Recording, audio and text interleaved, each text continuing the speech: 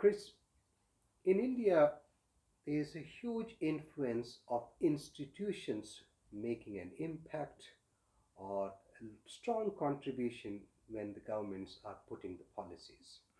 This is very evident when we look at the urban policies, whether it's the smart cities policies or JNNURM, where you were involved in some of the phases of JNNURM. These institutions also bring a lot of values. For an institution like IPE, we don't have a very strong influence in urban sector. Could you give us your view how IPE can make much stronger influence in urban sector, drawing on their knowledge and experience through public enterprises?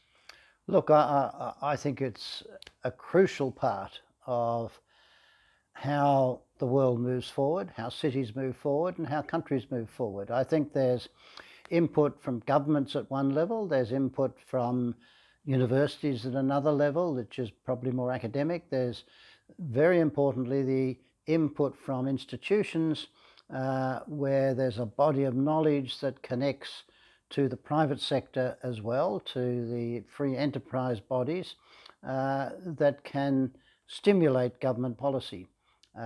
Now, in my previous roles in India, I've spent a bit of time with the National Institute of Urban Affairs in Delhi, and I found it had a very powerful role in getting out data, information, publications about future directions. I think the IPE's got the same potential to really create positive change by linking the enterprises that it connects to with international inputs and local research to produce publications, to produce conferences, to produce working papers about new ideas. And I think it's a wonderful opportunity to do this.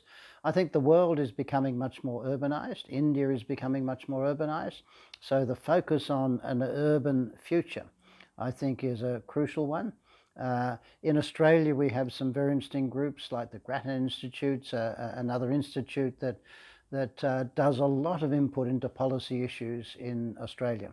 It's outside university, it's outside government, but it connects to the real world of practitioners and has research projects that really influence future directions for governments. So I think the IPE's got great potential to do the same. Tell us a little bit about your own journey, Chris, because you have been in the government, being one of the most noted New South Wales government architect, where your role was to work closely with these policy and developing these policies.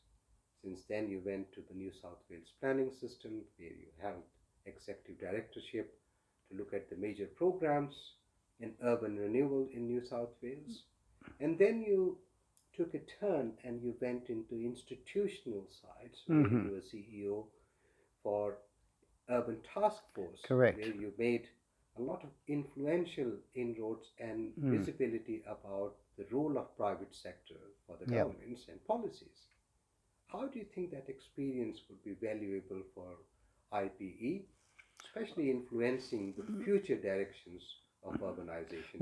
Look, I think the background I've had is quite useful because I've worked in government for quite a while and understood the mechanisms of government and the way things work. I've worked in different parts of government as a government architect, trying to push policy and major initiatives there, in the planning department about the role of broad-scale planning of cities.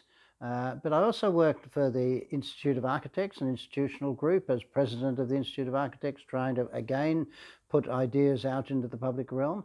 And more recently, the last 8 years or so, I've been CEO of a group called the Urban Taskforce, private sector, mainly connected to entrepreneurs, developers, builders, architects, the people that deliver the future of the city. And working with that group in a more practical, hands-on sort of way about impacting on the future of the city. So we've put publications out, for instance, on why don't we get more mixed use. Often planning divides everything up, but in fact the stimulus in a city is often where you mix things up. So let's look at examples from Vancouver, for instance, different parts of the world, to contribute to that idea. And we've looked at different ways of living in low rise, medium rise, high rise, where families fit in best. All these are vital research topics to pursue. And I think it works best in many ways if it connects to the real world of the enterprise groups who are actually going to make things happen. Thank you.